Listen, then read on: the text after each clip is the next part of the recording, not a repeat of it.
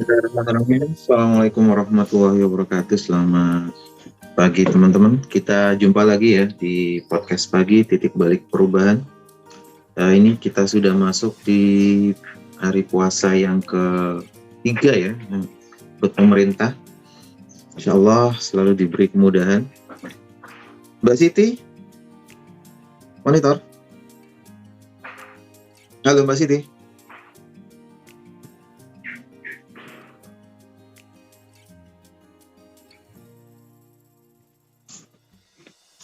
Oke, sebelum kita awali podcast kita pagi ini, kita doa bersama dulu ya, supaya apa yang kita dapat pagi ini bisa lebih bermanfaat. Berdoa mulai. A'udzubillahi minasyaitonirrajim. Bismillahirrahmanirrahim. Rabbi zidna ilma warzuqna fahma bi rahmatika ya arhamar rahimin. Amin. Terima kasih. Gimana kabar, Mbak Siti? Halo, Assalamualaikum. Waalaikumsalam warahmatullahi wabarakatuh. Lagi di jalan kan? Kabarnya? Hah? Lagi di jalan? Lagi jalan kaki. Nggak di jalan. Puasanya lancar, Mbak? Alhamdulillah. Lancar. Bang Jago? Ya, Om.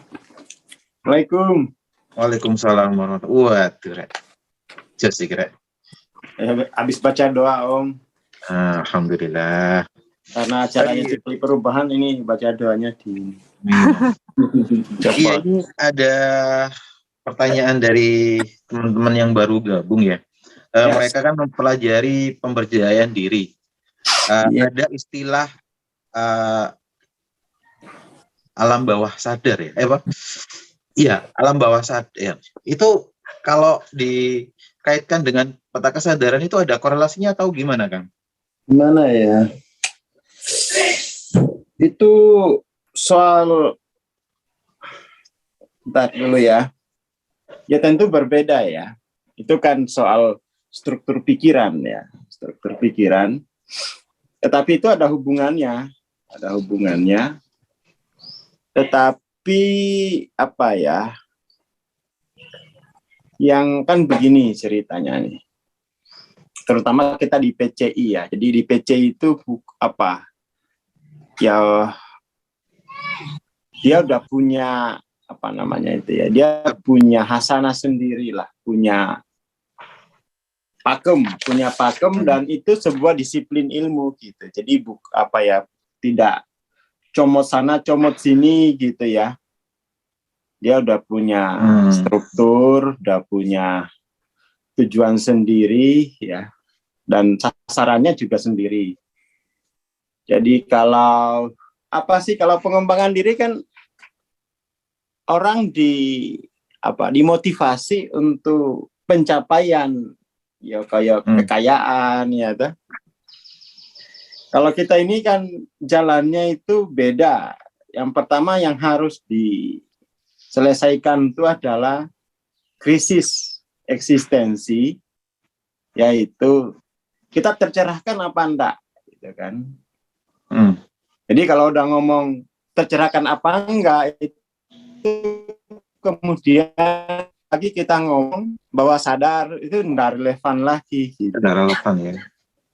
Meskipun enggak relevan itu tetapi masih bisa ya ada ininya lah. Kebetulan kan saya mempelajari, kalau mau tahu hubungan antara pikiran dan kesadaran itu, ini sedang kita rekaman video Biology of Belief. Di sana itu jelas mana yang disebut pikiran, mana yang disebut dengan consciousness gitu ya, kesadaran. Itu di bukunya Bruce Lipton, Biology of Belief itu. Jadi masih masuk mind power ya, yang alam bawah sadar itu, Kang ya? Iya, dan itu kalau kita lihat, itu kan arahnya untuk perolehan kan? Mengarah ke perolehan. Sementara kita ini babnya itu kan menuju non-dualitas. Okay. Dari dualitas ke non-dualitas. Nah ini kita sudah bikinkan model sendiri ya. Jadi sudah ada mappingnya. Nah, saya liatin. Bentar ya. Mana HP saya? Jadi itu memang teman-teman mesti harus tertib terminologi, tertib apalagi setelah tertib terminologi harus tertib keilmuan lah ya. Dia harus tertib keilmuan karena yang kita bahas ini ilmu, keilmuan dalam pengertian yang utuh gitu ya. Jadi bukan lagi semacam yang bisa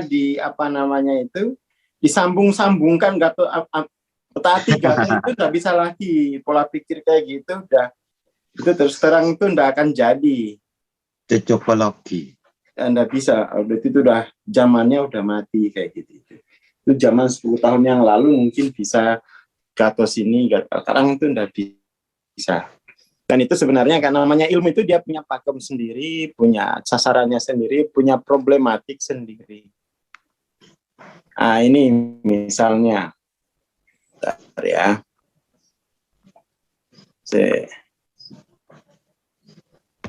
New. Ini aja. Nah. Jadi pada dasarnya kan ini saya bikin lebih rinci lagi ya, lebih jenis. Nah, sasaran kita itu adalah melampaui dualitas gitu ya. Dan ini memang pekerjaan yang sangat-sangat dalam begitu ya. Jadi kan ini kan tubuhnya, di balik tubuhnya itu kan ada tingkatan-tingkatan kesadaran. Tingkatan-tingkatan kesadaran itu kan sebenarnya hanya representasi atau hanya proses transformasi dari kesadaran dualitas menuju kesadaran non-dualitas. Ini dulu yang digarap. Nanti setelah berkesadaran non-dualitas itu sudah utuh kesadaran non-dualitasnya itu dia tidak hadir di dalam kehidupan ini untuk sekedar survive, adaptif, tetapi dia sudah mampu berkreasi otomatis. Sifatnya itu laduni, ya, sifatnya laduni. Jadi pintar sendiri cari duit. Pintar sendiri nata-nata alam semesta gitu. Nata hujan, nata angin, ya, nata ekonomi itu pintar sendiri kalau non dualitasnya sudah penuh. Bahkan sudah di level sini aja itu sudah bisa nata-nata gitu. Di Martia itu udah kira-kira ya 650, 600 ke atas lah. Ya. Jadi kalau yang di sini ini non dualitas yang masih bisa ketarik-tarik ke sini gitu. Masih ingatan-ingatan dualitasnya masih. Jadi semakin tinggi itu semakin terlampaui wilayah dualitas itu.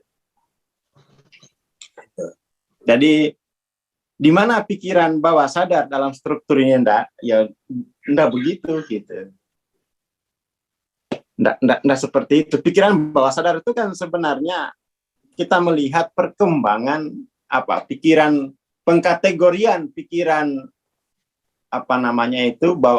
bawah sadar, unconscious, subconscious, conscious itu kan sebenarnya terkait dengan fase perkembangan atau fase perubahan gelombang otak, ya kan? Kalau ada unconscious itu kan berarti gelombang otaknya itu delta, ya, fase anak-anak banyak tidur gitu ya. Mungkin sebelum 2 tahun, sebelum 1 tahun lah ya tidur terus itu kan pikirannya berarti pikiran unconscious. Lalu kemudian mulai bisa lebih banyak berinteraksi ke sosial, tapi levelnya level theta, download, niru-niru gitu kan. Itu yang kemudian fase theta itu yang kemudian menjadi program subconscious. Ya, fase 2-7 tahun itu sangat kuat gelombang tetanya. Dan di situ anak itu mulai mendownload, ada 2 hal sebenarnya yang didownload di fase theta itu, subconscious tuh.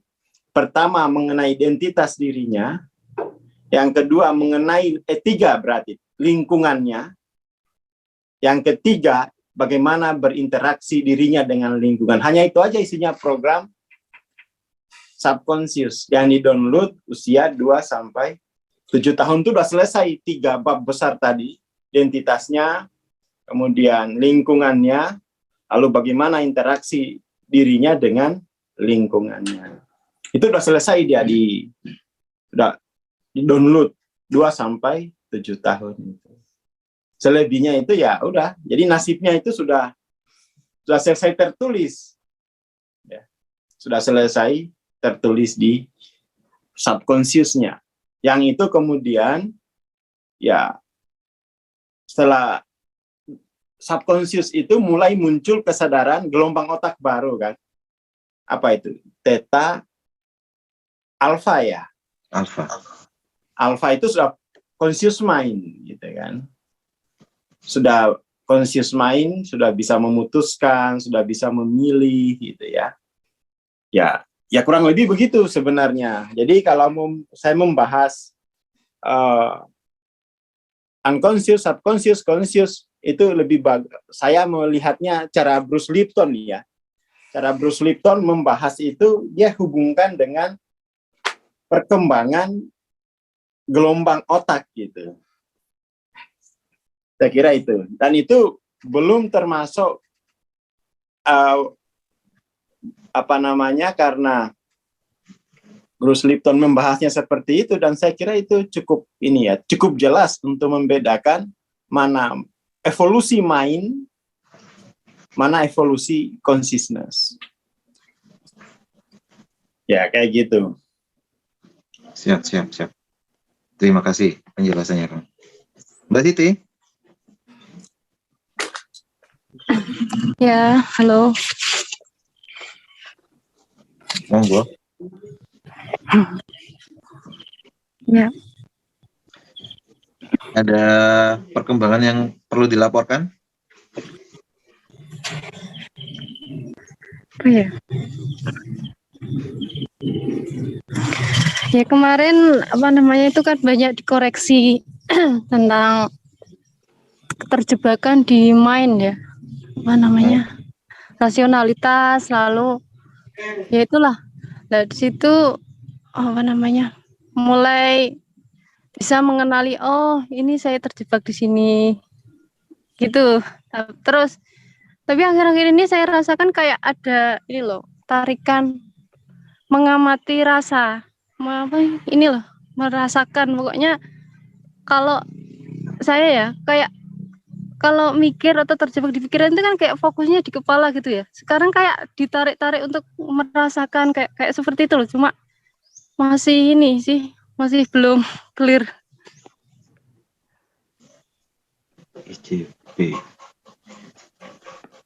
Oke. Jadi gini ya, ini saya mau bahas saja berdasarkan tingkat kesadarannya Mbak Siti. Mbak Siti itu kan di Mulhama ini kan panjang ini ya. Levelnya itu panjang dari 200 sampai 499 level Mulhamanya itu. Jadi kalau dipakai skala Hawking ya, di sini baru 500 awal katakanlah gitu. Dan ini bukan berarti kalau dia mutmainah terus dia enggak, ada ketegangan antara kesadaran baru dengan ingatan-ingatan perilaku yang lama, selalu begitu. Jadi kalau misalnya sudah di Mulhama itu ya ini masih kuat tarikan untuk kayak amarah lama masih ada gitu. Sebagai emosi sementara, tapi sementaranya itu bisa 7 hari, bisa 3 bulan malah. Saya lihat di kantor ya, dan 3 bulan ngambek kayak. Jadi itu proses pembusukannya lama. Nah, di level Mulhama yang paling enggak ada 3 kategori, ada 4 lah ya, ada 4. 200 sampai 310. Ini perjuangannya sendiri. Level Mulhama 350 sampai 399 ini sendiri. Level 400 sampai 440 ya sendiri. 445 ini menuju 499 juga punya karakteristik struktur yang berbeda gitu ya. Kalau Mbak Siti kan masih masuk ke sini ya. Iya. Masih masuk ke situ. Level 200 sampai 310 itu gini. Itu perlu membedakan ya, masih bab seperti kemarin. Perlu memperjelas posisi ya. Jadi posisinya itu harus ditempatkan objektif. Itu yang paling, maksudnya gini. Kalau di level ini kan posisionalitas itu sewenang-wenang gitu. Posisionalitas sewenang-wenang artinya yo hanya aku yang benar gitu. Hanya aku yang punya hak. Itu kan posisionalitas sewenang-wenang. 200 sampai 310 itu sudah mulai sadar posisionalitasnya itu objektif gitu. Aku punya posisi, artinya aku punya hak untuk memilih, aku punya hak untuk untuk berpartisipasi, kamu juga punya hak yang sama, yuk, gitu kan. Jadi posisi sewenang-wenang itu gini. Posisi sewenang-wenang itu hubungannya menindas atau tertindas gitu. Kayak gini. Set. Nah, kalau nggak tertindas ya ditindas. Dan di 200 sampai 310 itu gangguan emosinya, kan dia 200 itu mulai gini ya. Dari atas bawah menjadi sejajar dengan posisi yang lain. Tetapi gangguan emosinya itu adalah dia masih ke inilah 100 ke bawah. Dominan itu. Nanti kalau sudah sampai 35 kesadaran 350 baru naik ke kemarahan gitu. Naik ke kemarahan dia. Kemarahan itu belum bisa diatasi. Kalau di sini ini masih soal ketakutan, kecemasan, kemudian kesedihan. Terutama yang paling penting saya kira, kalau yang lama tertindas itu, emosi yang paling kuat itu guilty feeling ya, di level ini. Yang akan sering mengganggu guilty feeling. Terus kemudian 20 juga, 20, pokoknya 20, 30, 50, 75, 100 itu udah. Itu yang yang akan mengganggu ya, mengganggu perasaan-perasaan yang mengganggu ya sekitar situ. Ya tapi itu ya tinggal dikenalin gitu. Sebenarnya perasaan yang muncul ini harus diperjelas sampai ke level 20, 30 itu. 50 ini sebenarnya mana gitu. Jangan-jangan misalnya kehilangan. Itu harus diatasi gitu biar cepat naik ke 350. Kalau 350 bukan lagi hanya sejajar tapi sudah ada kesepakatan, deal. 350 kan gitu.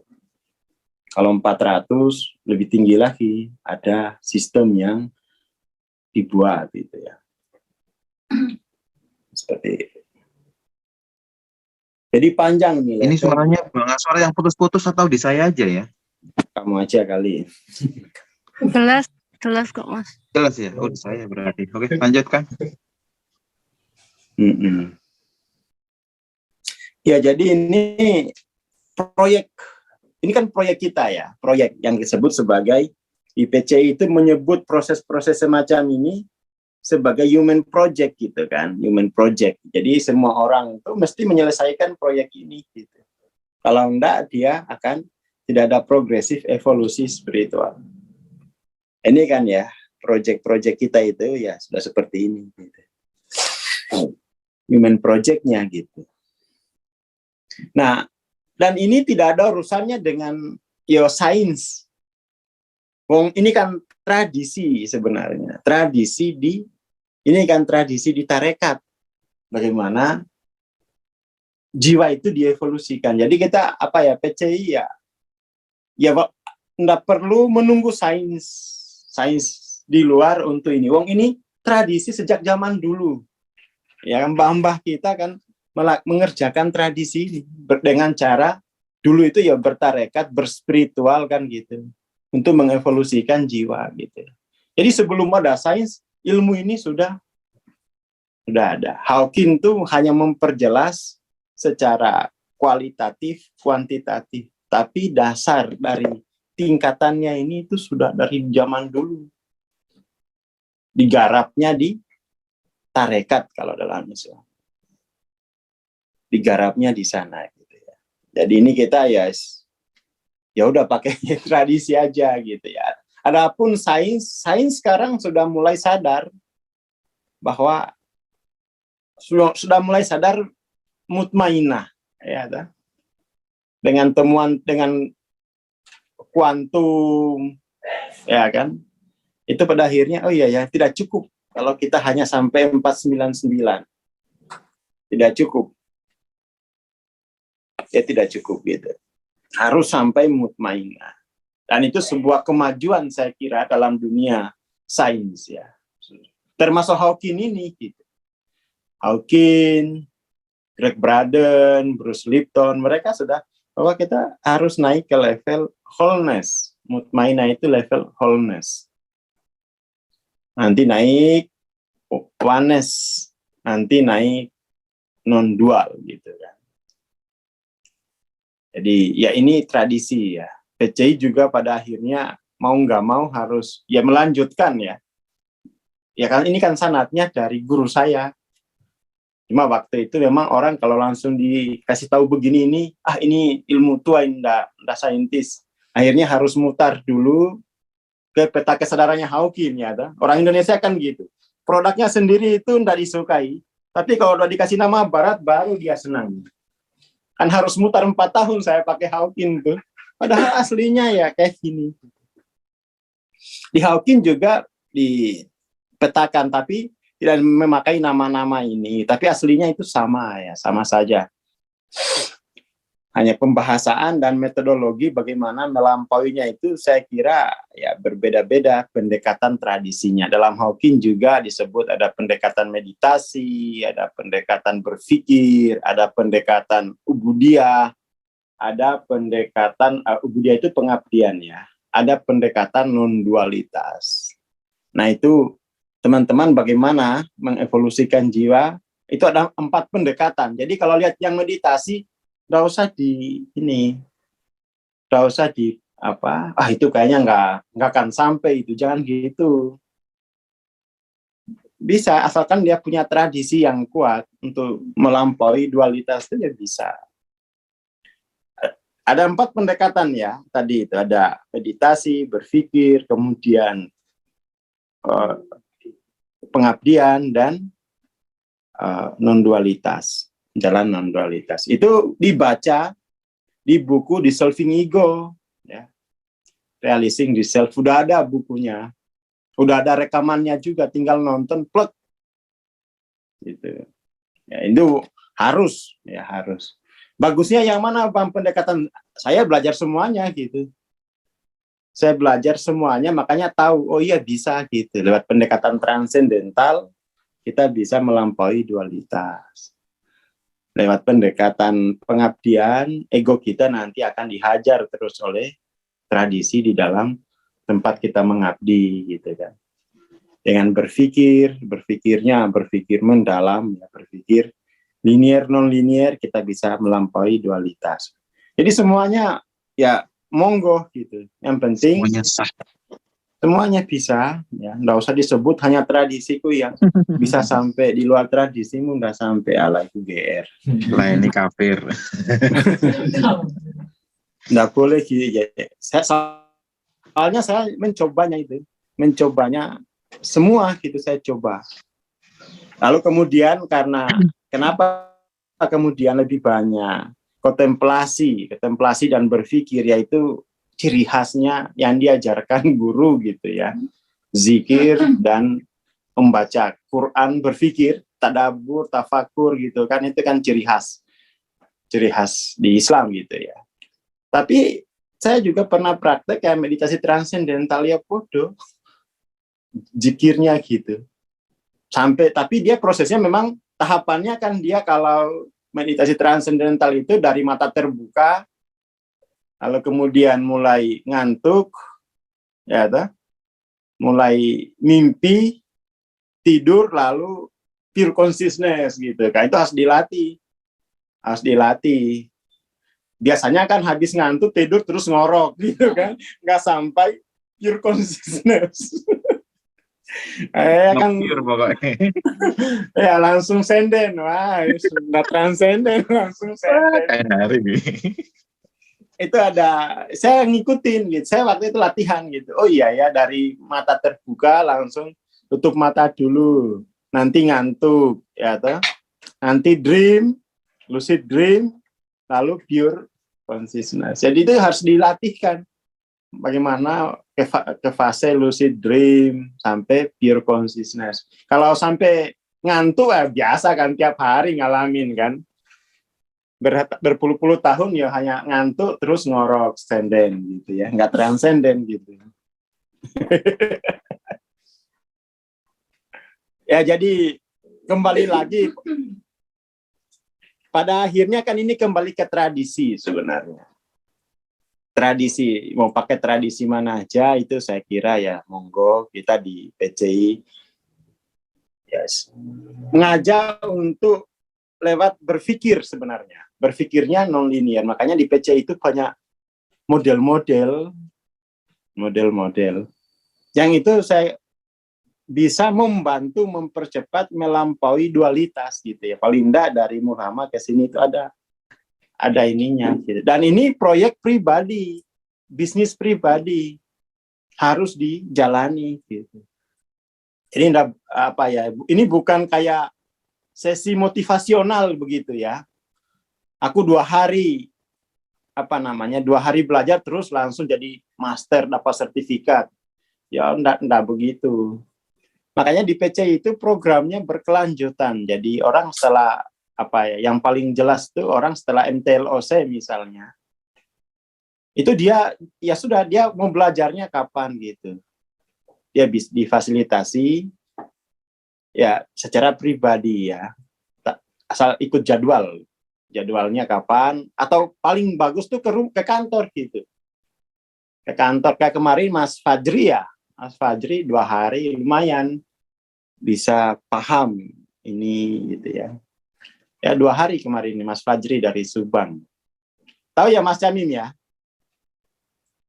Enggak Kang, yang Ya, datangnya kemarin itu. Datang ya sudah belajar. Ini masih banyak. Ini harus dikuasai. Ini human project ini. Ada sains, nggak ada sains, ini itu harus dikerjakan gitu. Jadi sains itu kita anggap sebagai salah satu tradisi saja kan. Di luar sains kan banyak tradisi ya, tradisi timur ya, tradisi Islam ya monggo seperti itu. Dengan kemudian kalau progresifnya sudah sampai katakan di Mahdia, itu kehidupannya itu bukan lagi memperoleh seperti di sini kan, orientasinya ini perolehan kan, perolehan. Kalau di sini ini bukan lagi perolehan, tetapi menata kehidupan.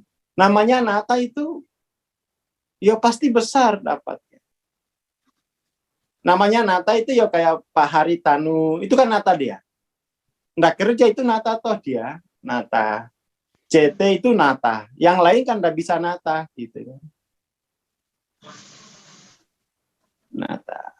Menata dalam kehidupan tuh kompleks. Ada yang hanya menata kesehatan, menata keuangan, ya, menata bisnis, yang lain enggak. Di dalam kehidupan ini kompleksitasnya itu rumit sekali, sangat tinggi, dan itu membutuhkan jiwa-jiwa yang mampu menata, ya, tidak lewat bom.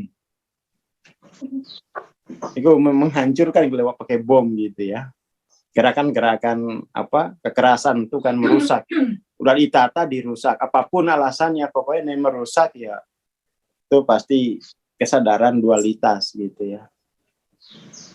Kalau menghasilkan kerusakan aja itu pasti dualitas. Dan itu butuh butuh transendensi dia. Saya sendiri dulu dengan kurikulum semacam itu nggak yakin gitu sama guru saya. Saya masih dulu saintis banget, cara berpikirnya science minded gitu ya. Kalau nggak saintis ya enggak lah. Kalau enggak, ternyata saya lihat dalam hidup saya yang hanya lulusan SMEA gitu, oh ya bisa berpartisipasi nata-nata di masyarakat kan? Ya bisa dengan hanya iya ya. Malah banyak yang bisa ditata. Ya hujan juga kadang-kadang bisa macam-macam gitu. Ya ngajar, ya macam-macam. Itu bukan profesi ya. Saya lihat, iya sebenarnya setiap orang itu kalau dia evolusikan jiwanya, dia pasti mampu menata kehidupan di alam semesta. Ya memang dia kan setiap jiwa itu akan menjadi khalifatul fil ard. Ya, jadi ya bisa gitu. Itu udah gelar kehormatan yang diberikan Tuhan gitu. Dan itu ternyata nggak harus lewat kuliah. Gitu. Asalkan evolusi terus gitu. Dan itu saya ngalamin. Bisa ceritakan karena lulusan SMEA. Ya kan? Lulusan SMEA. Sekolah saya itu di pinggir hutan. Di ujung pokoknya. Ujung aspal. Ujung aspal gitu ya. Tapi karena evolusi itu ya maka kemudian ya bisa gitu.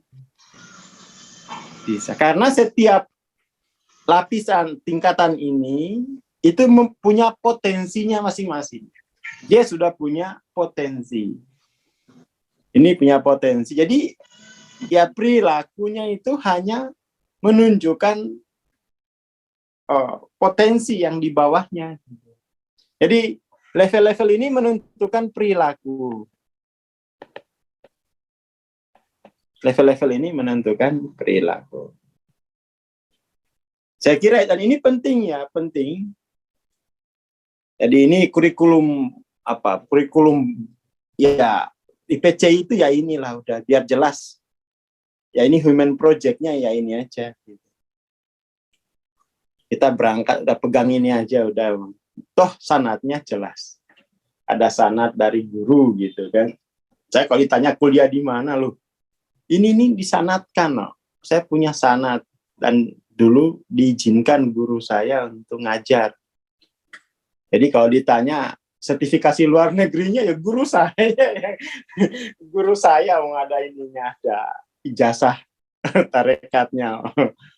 Ya kan kita punya tradisi. Nggak harus selama ini kan Indonesia itu kalau nggak luar negeri nggak canggih gitu kan.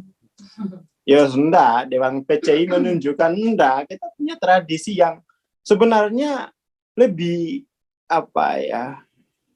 lebih luas gitu daripada sains, ya kan? Lebih luas. Jadi ya saya kira ini biar teman-teman tahu yang di PC itu yang digarap apa sih, ya kan? Dan kita memang tiap bulan tuh mengadakan kayak MTLOC. Jadi MTLOC itu semacam komunitas kelas premium, dan itu boleh belajar kapan saja sesuai dengan kebutuhan jiwanya, tapi arahnya itu ke sini. Entah dia mau tempuh 10 tahun terserah dia gitu. Mau 2 tahun terserah dia. Jadi long life learning gitu ya. Spiritualitas itu memang harus long life learning. Nggak bisa 2 hari terus tuntas itu kan pekerja human project ya. Human project. Kita menyediakan fasilitas yang silakan diakses. Apalagi sekarang itu lewat website ya. Saya kira itu akan mempermudah anggota komunitas gitu ya. Dan termasuk yang titik balik perubahan ini kan, ya ini komunitas biar bisa menjangkau semua orang. Bahwa mau belajar pengembangan diri apapun tuh ini loh. Dasarnya itu ini. Karena setiap tingkatan-tingkatan jiwa ini dia akan tampil sebagai perilaku ya yang terlihat ya, kan tampil perilaku itu di sini. Perilaku itu dia berangkat dari tingkatan jiwa, potensi yang dibawa oleh level jiwa kita sendiri yang merupakan representasi kesadaran dualitas atau non dual. Jelas ini kan, jelas. Seperti itu. Jadi untuk mengubah perilaku, ya selama ini kan kita mengubah program pikiran bawah sadarnya kan. Itu kan term yang berkembang gitu. Kalau di PCI bukan program pikiran bawah sadarnya yang diubah, tetapi tingkatan progresif jiwanya gitu. Kan udah beda istilah kan, udah beda istilah. Walaupun nanti sebenarnya tingkatan progresif ini itu akan menjadi program bawah sadar gitu. Otomatis. Auto gitu kan, dia menjadi subconscious baru ya kan. Tetapi itu kan hasil dari perubahan tingkat progresif, bukan kemudian kita ngafirmasi gitu kan. Pakai baju jas, ganti nama gitu-gitu, bukan. Tapi itu konsekuensi dari kemenjadian. Ya, dia tingkat progresifnya gitu. Jadi kita tidak ada semacam bagaimana ritualnya untuk mengubah program subconscious itu. Tetapi ya progresifin aja gitu. Dan sebenarnya program subconscious itu cuma dua ini sebenarnya. Dia berangkat dari sini sebenarnya. Ini ke sini aja.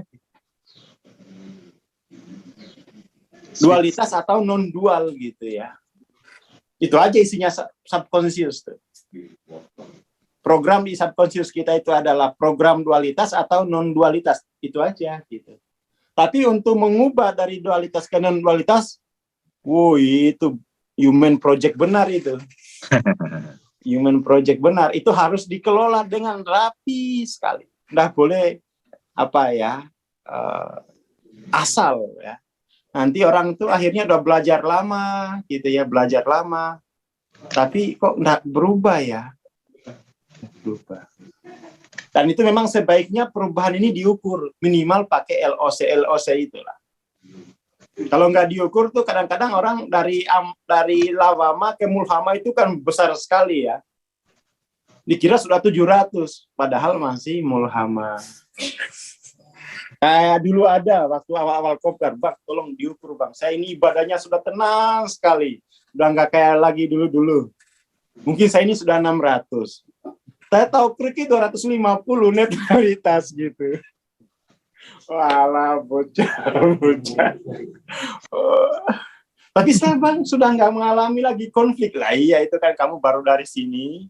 Masuk ke mulhama itu kan sebuah lompatan besar. Sama saja kamu dari amarah, itu kemudian kan tertindas tuh. Ke lawama kan menindas. Itu kan lompatan besar ya. Itu kan merasa udah kayak 700. Bisa menindas. ya udah 1000 kan itu. Awalnya tertindas terus menjadi menindas itu kan sesuatu banget. Ini harus diukur gitu, harus diteliti gitu loh. Nggak bisa ini. Harus diteliti. Dan itu kita ya di kantor tuh ya komunitas itu diteliti benar gitu. Sekarang itu intensif ya. Pembelajarnya itu mulai intensif gitu. Kayak situ. Jadi dualitas non dualitas itu sebenarnya kalau di agama, ini di agama gitu ya. Itu persoalan ilah. Ilahnya itu siapa gitu? Atau ilahnya itu apa? Kalau di agama ini ya. Tapi kan kita tidak membahas itu. Biarkan ini ya begini aja. Tapi pada dasarnya dualitas non dualitas itu soal ilah. Soal ilah. Kalau di sini kan ilahnya ini material semua nih. Ini kan soal ilah. Soal ilah itu namanya source of self. Kalau bahasa Inggrisnya. Kalau bahasa ininya itu tauhidnya ilah. Ilahmu itu apa? Gitu. What am I? Gitu. Jadi what am I itu pertanyaan untuk mengidentifikasi ilahmu itu apa. Tapi kan kata ilah itu kan tidak populer ya. Tidak populer di masyarakat. Kita pakai saja what am I gitu. Jadi dimensi 7, ini. Ya. Nah, yang ini nih ya, saya buat sendiri nih. Ini ilahmu itu apa gitu. Ilallah atau ilah yang lain. Itu persoalan tuh dimensi 7 itu persoalannya. Sudah saya teliti. Ilahmu itu ilallah atau yang lain gitu. To be or not. Nggak bisa keduanya itu. Nanti kalau sudah sampai dimensi 7 itu pasti tahu apa yang disebut dengan kesadaran ilah. Ya, ada. Kalau ilahnya ilallah, nanti dia ke sini, non dualitas. Kalau dia selain itu, dia nanti ke sini aja, ke mulhama. Jadi what am I gitu ya? Ilahmu, kesadaran ilah itu tidak pernah diajarkan di sains. Kuantum belum sampai di sana. Kuantum itu baru sampai dimensi 6. Kuantum tuh saya udah, ini 21 tahun nih untuk menelitinya gitu ya. Apa sih yang dipelajari di dimensi 6 ini? Dimensi 6 itu consciousness. Consciousness itu terkait makna yang menentukan perilaku. Sementara dimensi 7 itu persoalan mengerti ilah. Kesadaran ilah belum sampai sains. Kuantum juga belum sampai. Hanya ada 2 ilah itu. Ilallah atau selain ilallah. Itu aja itu. Itu saya selidiki secara pribadi ya. Dan ini sekarang saya lagi ngumpulin kitab. Ada nggak sih kitab yang mempersoalkan ini gitu ya. Sekarang itu udah mulai penelitian kitab-kitab kuning. Tapi baru belajar nahwu sorof. Itu sudah mulai kursus. Karena ini penting gitu. Jadi persoalan ilah ini memang tidak akan pernah dibahas oleh sains. Saya kira tidak akan, sains tidak punya kemampuan untuk membahas itu. Kecuali sainsnya itu berubah, ya, berubah. Jadi dimensi 7 ini persoalan kesadaran akan ilah. Kesadaran akan ilah itulah yang kemudian membawa kita pada kenon-dualan yang abadi gitu kan. Langsung ke sini dia kan. Kesadaran akan ilah itu membawa pada kenon-dualitasan yang bersifat abadi. Manunggalnya itu abadi. Oke, kira-kira begitu. Tapi itu ya nanti akan sampai di sini itu mulai. Tapi kalau belum sampai itu belum mengerti kesadaran ilah. Apa sih ilah itu kan? Ya udah lampaui dulu mulhama gitu. Lampaui dulu amarah gitu. Baru kemudian tuh bisa jernih mengetahui apa itu ilah. Saya kira ini yang paling penting ya untuk kita.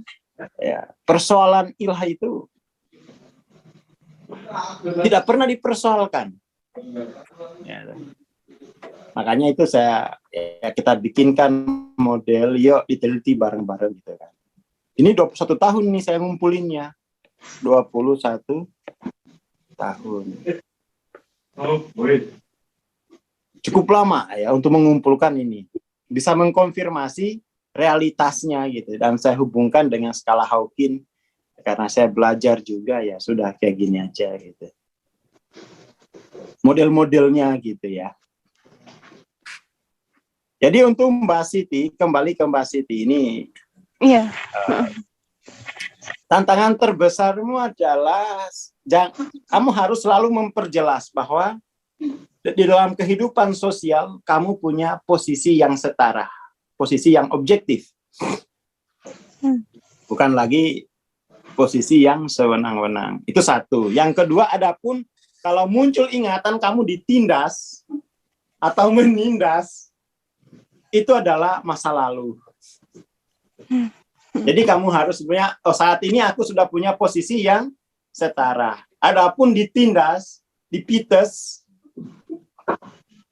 Itu kamu bedain waktunya gitu. Kamu bedain dimensi waktunya. Masa lalu apa saat ini. Jadi itu kamu harus mulai belajar membahas soal waktu ya. Kamu kali waktunya ini perasaan dari waktu lampau. Jadi rasionalitasmu muncul bahwa secara rasional loh ini saya sudah setara gitu. Tapi kenapa perasaannya ini kok tidak merayakan kesetaraan? Oh, karena ada emosi dari masa lampau yang belum dicuci gitu ya. Belum dirilis. Cuci aja kan, wes. Lebih moto cuci.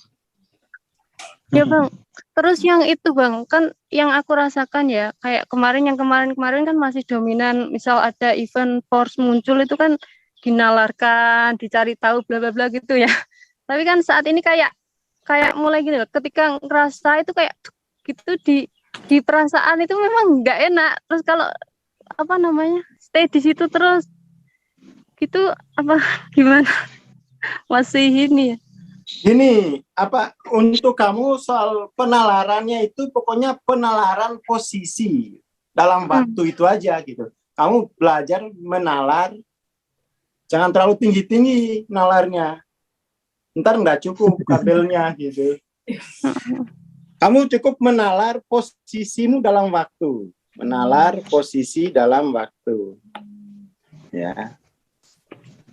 Posisi dalam waktu. Itu aja kamu nalar. Udah. Gak usah tinggi-tinggi dulu. Nanti kesetrum loh. Posisi dalam waktu itu kamu tarik garis lurus gini. Kita ajarkan.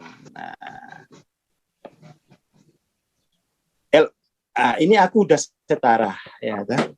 Ini posisimu saat ini kan? Posisi kemarin lalu ya, posisimu di masa lalu itu di Pites katakan gitu. Ini Jadi kalau emosimu emosimu berubah, perasaanmu berubah, itu pasti kamu teringat posisimu di masa lalu udah. Ya. Begitu saya cara menalarnya gitu. Nggak usah pakai analisis menurut teori macam-macam itu nggak usah. Kamu analisis posisi aja dulu. Ya, akhirnya kan kamu tahu ini pasti hasil dari pemitesan di masa lampau gitu ya.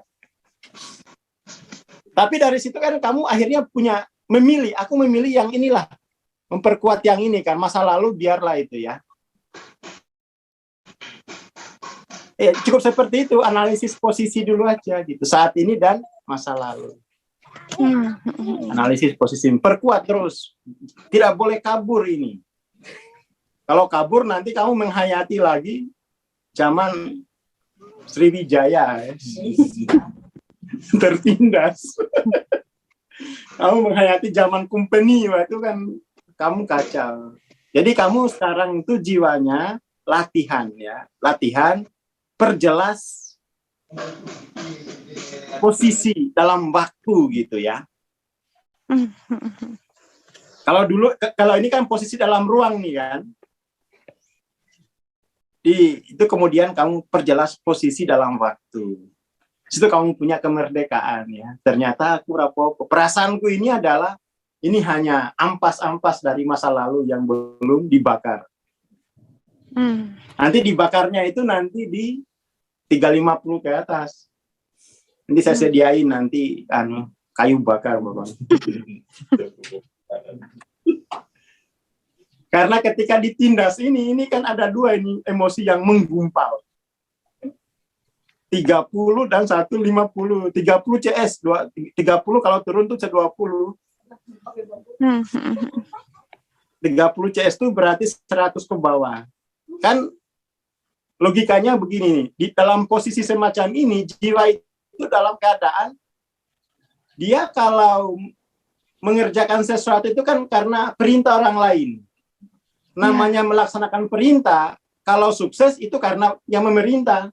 Tapi kalau gagal ya dihukum yang itu kan perasaan bersalah ya. Kalau sukses aja yang dipuji yang memerintah. Kalau gagal yang dihukum yang mengerjakan perintah. Itu kan perasaan tidak adil. Makanya isinya menggumpal 30 sama 150. Lawama amarah itu kan sebenarnya karena posisi ini aja gitu. Akhirnya dia oke lah ya, waktu jadi anak pertama dipites sama orang tua. Nanti naik ke lawamanya itu kalau punya adik, mites adiknya ganti. Itu berubah dia dari amarah ke lawama karena berhasil juga memites. Pada tingkat yang lebih tinggi, bentuk perlawanannya itu dia melawan perintah orang tua gitu. Itu sudah mulai dari amarah ke lawama tuh. Apa? Mulai melanggar, berani melanggar, nggak takut lagi dengan hukuman gitu ya. Kan itu kan amarah ke lawama itu kan semacam itu terlihat itu. Jadi ini bukan teori apa, ini sehari-hari kok ini. Amarah itu pokoknya ya takut hukuman gitu. Lawama itu udah nggak takut lagi hukuman, bunuh aja sekalian gitu kan. mulai tapi itu upaya untuk sejajar ya, dari sini menuju sini gitu. Ya jiwa berjuang gitu kan. Ini kalau dipites terus nih, aku nggak mau gitu. Oh ini saya perlawanan keras saya. Ngalamin saya kabur dari rumah itu udah 2 kali saya udah. Saya kabur tuh saya udah. Dari sini ke sini ya biar sejajar lah. Kemudian dari kita gambarin ya perjalanan apa namanya ini dalam dualitas itu, jiwa itu berat sekali ya. Dari sini tertindas tuh. Ini tahap 1, nanti dia naik tahap 2 yang ditindas tapi orang lain. Paling tidak yang dia tindas tuh perintah orang tuanya. Yang ditindas tuh perintah orang tuanya. Psikopat itu lahir dari sini kan ya? Hah? Psikopat. Saya nggak ngerti Bang, saya belum pernah. Jadi tadi kalau soal tindas menindas ya tahu. Tapi kalau psikopat aku nggak belum punya pengalaman itu gitu. Punya tak? Akan nonton film. Oh gitu ya. Saya nggak tahu bagaimana sampai kok terjadi begitu ya. Ini kan tahap satu di sini, lalu kemudian dia pindah ke sini, lalu kemudian dia sejajar gitu. Ini dalam waktu, Pak. Tapi ini kan dalam waktu, ini kan dalam ruang nih, hanya seperti ini kan dalam ruang. Lalu menjadi dalam waktu, ya toh. Waktu, lalu kemudian dia berubah lagi dari sejajar menjadi punya kesepakatan gitu. Ini kan mulai pacaran nih, ya. Jadi jangan kamu nindas aku ya. Ini baru jadian saya putus kalau kamu berani nindas. Akhirnya kan menjaga ke posisi sejajar itu. Manggilnya itu udah panggilan emosional, panggilan sayang gitu. Mama papa. Ya itu malah jangan mama papa. Kalau putus kan repot. Masa jadi janda? Baru pacaran kok udah mama papa. Kalau putus itu loh, masa jadi duda, jadi janda kan nggak mungkin. Coba mama papa lah. Ayang bebek. Ya itu nggak apa-apa. Tapi kalau mama papa itu ngeri deh kalau putus gitu loh. Masa auto jandalan, auto duda, kan nggak mungkin. Jadi bahasa itu punya konsekuensi posisional gitu. Ya, jangan dipakai dulu abaumi guys. Masih pacaran kok udah manggil abaumi. Ngerinya pas putus loh. Bisa janda berkali-kali, bisa duda berkali-kali itu. Ngeri. Kan ngeri kan? Iya, makanya bahasa itu punya konsekuensi pada posisi. Ya, toh. Jadi ini untuk ABG jangan kelewatan lah. Ayang aja udah itu cukup. Paling kalau putus jadi peang gitu kan. Dan kalau putus ya enggak terlalu inilah. Dari sejajar lalu kemudian yang sejajar ini kan kalau berinteraksi terus-menerus kan pada akhirnya itu akan saling mengetahui kelemahan dan kelebihan. Lalu kelemahan-kelebihan ini disepakati, itu 350 itu gitu. Mulai ada kesepakatan set gitu. Karena sudah tahu kelemahan dan kekurangan masing-masing. Yuk kerjasama kan gitu. Itu udah 350, jiwanya itu sudah yuk kerjasama. Nanti pas kerjasama yang selama ini kelemahan-kelebihan yang selama ini tidak muncul, kan muncul itu. Akhirnya kelemahan yang selama ini tidak disepakati muncul dalam kesepakatan, tapi dalam kesepakatan akhirnya itu kan, wah gimana mengelolanya ini? Akhirnya harus buat sistem yang memungkinkan kelemahan dan kelebihan itu terkelola dengan baik. Jadi bukan lagi urusan pribadi, tapi urusan dengan sistem. Nah itu udah 400. Ada sistem yang mengelola potensi-potensi dalam diri itu. Perjalanan dalam sistem itu panjang sekali ya. Sampai kemudian harus ada sistem yang bersifat menyembuhkan maupun menumbuhkan. Itu sudah 500-an udah berpikir sistem ini harus menyembuhkan, harus menumbuhkan. Itu udah 540. Berpikir sistemnya ini harus menyembuhkan, harus menumbuhkan. Tidak cukup hanya memfasilitasi manusia dalam keadaan baik-baik. Dalam keadaan tidak baik pun harus tetap manusia itu terlayani gitu kan. Itu sistem gitu ya. Sistemnya harus sampai seperti itu. Kalau sekarang kan enggak. Ya sistem ini hanya bisa mengcover, hanya bisa memberi reward kalau kamu sehat. Kalau kamu nggak sehat, sistemnya tidak bisa. Itu sistemnya belum sistem organis, baru sistem mekanis. Sistem organis itu, wah itu berat, cost-nya juga bagaimana walau alam. Lalu dari sistem menjadi multisistem, ya toh? Sistem multisistem, semurah mungkin. Seperti sekarang kita pakai HP itu kan multisistem tuh. Ada sistem kamera, ada sistem internet, macam, tapi murah. Tapi itu juga masih belum bisa organis gitu kan. Ya, jadi itu apa ya? Kenaikan LOC itu sebenarnya perubahan posisi diri dalam ruang, dalam waktu, lalu dalam kehidupan, ya toh. Lalu pada akhirnya itu nanti ketemu dalam semesta, lalu kemudian pada ilah, ya toh. Ilah itu puncaknya. Evolusi itu nanti ada satu pintu yang disebut dengan ilah. Ilallah atau enggak gitu kan. Dan saya kira ini persoalan ilallah atau enggak ini sains enggak akan ke sana gitu. Enggak ada urusan dengan itu. Enggak ada urusan dengan ini. Sampai sini aja lah. Makanya Hawking itu sains kesadaran itu hanya sampai 605. Hasil kalibrasinya. Oh iya benar Mbah. Karena persoalan di sini ini sudah persoalan ilah. Persoalan ilah. Itu sesuatu yang sangat privat gitu kan. La ikraha itu. Tidak ada paksaan dalam menentukan ilah itu. Makanya memang ya sampai sinilah sains. Ya kita sudah belajar sampai sini gitu kan. Saya kira gitu ya untuk Mbak Siti, yang harus diperjelas itu adalah pertanyaan what am I-nya dijawab dengan cek posisi saat ini dan masa lalu.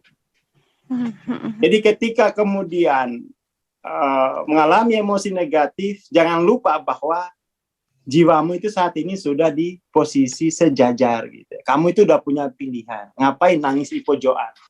Padahal bisa memilih makan gorengan. Poso Kang, poso. Ya pas buka lah. Gitu ya Mbak Siti. Jadi yuk cek realitas gitu ya, cek realitas. Jadi kamu sekarang tuh tahapannya cek realitas. Akhir-akhir ini sering banget tuh nangis. Ya itu memang bab jiwamu itu yuk cek realitas gitu kan. Iya. Dengan begitu kamu jadi netral. Kamu naik ke netralitas tuh karena kamu mampu cek realitas bahwa oke, memang ini ada. Saat ini aku di sini dan ingatan ini masih terbayang-bayang, tapi seterbayang-bayang apapun aku tetap memilih bahwa aku sudah di sini gitu. Jadi walaupun pahit, tetapi aku sudah selamat dari penggodokan di level nafs, lawama, dan amarah. Akhirnya kan netral kan? Ternyata itu hanya masa laluku gitu. Oke. Cek realitas ya. Cek realitas dalam waktu ya. Cek realitas dalam waktu. Itu bahasa lain, cek realitas itu reflektif dalam waktu. Selalu jangan pernah lupa bahwa kamu sejajar dengan posisi manapun di dalam kehidupan. Walaupun itu kamu tempuh 30 tahun apa-apa itu ya. Tiada artinya 30 tahun itu tuh pada akhirnya sampai di sejajar gitu kan. Tiada artinya 30 tahun di belakang itu tuh akhirnya sampai. Jadi ya itu kamu ingat-ingat gitu ya. Kamu jangan kabur dengan posisimu dalam waktu gitu. Jangan yang lalu terus diingat, menderita aku bang. Iya udah, itu udah masa lalu kan. Jadikan itu sudah pernah ya kan. Dia menjadi pernah. Jadi dipernahkan aja gitu. Jadi itu ketika kamu sedih atau apa gitu ya, cek posisi, oke. Oh, perasaan ini sudah pernah ini. Ini perasaan yang pernah. Ya, jadi itu ya untuk tahapan-tahapannya. Ini Mbak Siti ini termasuk yang progresifnya itu ya. Teman-teman bisa nonton gitu ya. Bisa nonton, oh dari sini ke sini ini berarti ada perubahan posisi dalam waktu. Kalau dalam waktu berarti mengalami dan pernah mengalami gitu ya. Dia bergeser. Seperti itu. Ya. Seperti itu ya, oke. Ini udah jam 9, harus tidur lagi. Ya, Kang, nanti sore bedah buku bisa nggak, Kang? Bisa-bisa aja. Oh ya, jam 5 ya, menjelang buka. Jam 4. Jam 5 aja lah, jam 4 saya masih kerja loh. Jam 5, oke. Yeah. Jam 5 ya, bedah buku. Healing and Recovery, oke. Oke, pagi ini itu dulu untuk teman-teman. Jangan lupa Human Project-nya loh ya. Jangan dilupakan, itu project diri sendiri dan keluarga dan seluruh manusia gitu. Seperti itu. Matur nuwun. Assalamualaikum warahmatullahi wabarakatuh. Waalaikumsalam warahmatullahi wabarakatuh. Makasih, Bang. Waalaikumsalam. Teman-teman. Oke, terima kasih Bang Aswar, Mbak Siti, teman-teman yang mau bersamai. Insya Allah kita bertemu lagi besok ya. Ditunggu aja infonya di grup. Terima kasih. Assalamualaikum warahmatullahi wabarakatuh. Waalaikumsalam.